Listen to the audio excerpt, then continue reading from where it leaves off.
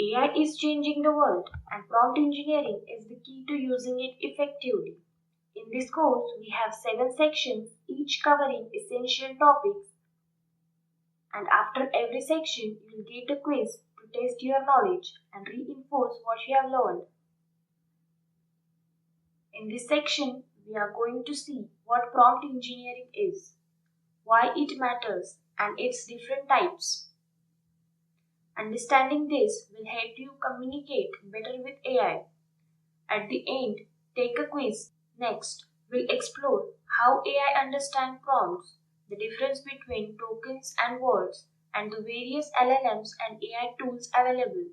In this section, we are going to see popular language models like Gemini, Claude, and Copilot work, and how to choose the right one for different tasks. Next, in section 4, we'll learn do's and don'ts for better AI responses. In this section, we are going to see advanced techniques like fine-tuning models. Next, in section 6, we'll explore how prompt engineering is used in NLP, that is natural language processing. And in section 7, multimodality in AI. In the final section, we are going to see how to use AI to continue learning and access more resources to stay ahead in AI revolution.